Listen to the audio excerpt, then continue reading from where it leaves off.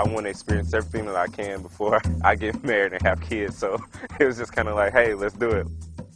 I'm interested in doing overseas development, and I thought that having experiences in developing countries would be really beneficial. My daughter is 5, and she's in Africa mode. We got a book, we're looking over pictures of Africa, we're studying Ghana together, so it's something that I can actually pass down to my children.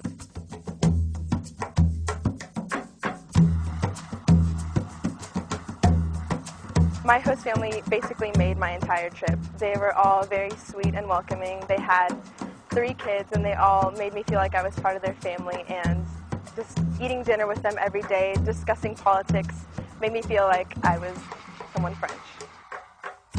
That was probably my favorite day that I had in South Africa. We got to just spend some time with the kids there, and they showed us around their school and showed us the really, really neat things they were doing. And they sang for us, and we just got to play with them, and we taught them how to call the hogs. There was one day where I learned just enough Arabic and they learned just enough English that we were able to sit down and have a conversation, and then we sat and had tea and falafel, and they told me about themselves. We waited a few hours to see the Dalai Lama, and we hadn't had anything to eat, and then right after that we were supposed to meet with the Oracle.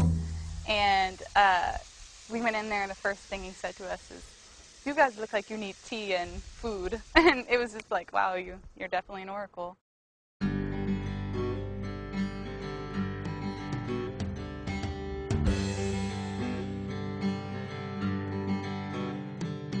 So the university puts a lot of emphasis on study abroad, and there's a lot of money and a lot of resources and a lot of focus that goes in that direction. I did get some grants and some scholarships, so that helped out tremendously. Community-based organizations, my church helped out. After long searches and nights of writing essays, I received the Imhoff Scholarship, which is a scholarship for industrial engineers, and I received the Gilman Scholarship, which is a scholarship for minorities who want to study abroad. Fortunately, I got funding for almost the entirety of both of my trips from the U of A, so that worked out really well.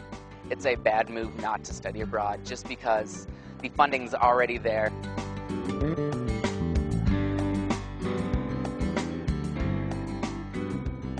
I grew in just various different ways. I grew in just learning about my culture as well as the Argentine culture. I learned more about myself. I grew spiritually. I grew just in being bold and learning how to step out of my comfort zone, whether that is in language or making new friends or just living with a family that I didn't know. Before I went, I only had 2 semesters, elementary 1 and 2. But when I went to Japan, I realized how much you learn there, especially when you're hungry. Because when you're hungry, you learn quick. Really, it gave me experiences as far as learning the language that a classroom couldn't offer, because not only was I taking courses there in Spanish, but as soon as I was done with class, I was still practicing the language. Just the fact that I've studied abroad gives me something different on my resume that they really found exciting, and they did search terms on the resumes for what they wanted in their employees, one of them being Japan, and that is actually how I got the job.